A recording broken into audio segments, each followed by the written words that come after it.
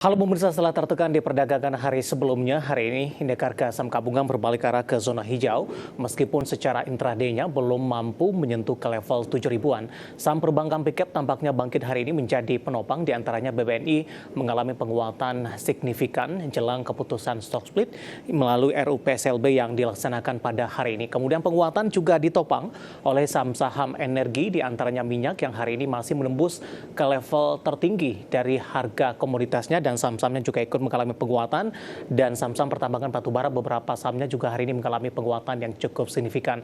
Penguatan yang juga ditopang oleh saham-saham dari barang baku, terutama saham-saham yang IPO jumbo di tahun 2023. Namun sayang, dongkrakan untuk indeks harga saham gabungan menuju ke level 7 ribuan agak sedikit lebih tertahan karena dari teknologi ada Goto yang hari ini lebih cenderung tertekan dan masih bergerak di level Rp91 per sahamnya.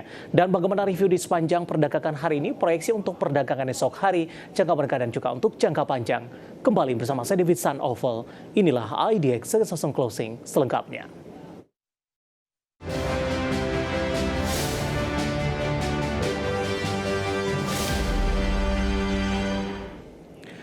Mengawali perjumpaan pemirsa, saya akan sampaikan update pergerakan indeks harga saham gabungan di 30 menit jelang penutupan perdagangan di sesi kedua hari ini.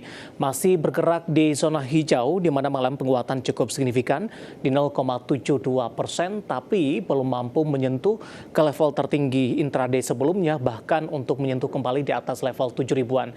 Di mana posisi pergerakan indeks harga saham gabungan menguat di 0,71% dan berada di level 6.985,559. Secara intraday-nya di sepanjang perdagangan hari ini, tadi IHSG sempat menyentuh ke level tertingginya di 6.994,037. Level terendah di 6.934,711, sementara posisi pembukaan di sesi pertama pada pagi tadi di 6.936,367. Saham-saham yang menjadi penopang penguatan indeks harga saham gabungan datang dari beberapa perbankan big cap yang sudah mengalami koreksi cukup dalam di beberapa pekan terakhir, di mana asing juga menciptakan net sell yang cukup tinggi terhadap perbankan big cap. BMRI hari ini menguat cukup signifikan, hampir 3% di 2,97% di 6.050. BBRI juga menguat di 0,47% di 5.375. Kemudian perbankan big cap lainnya, BBNI juga menguat juga cukup signifikan di 1,34% di 9.475.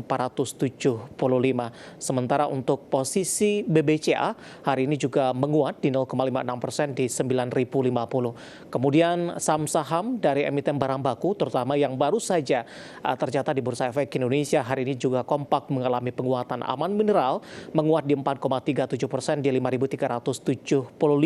MBMA menguat di 2,23% di 915.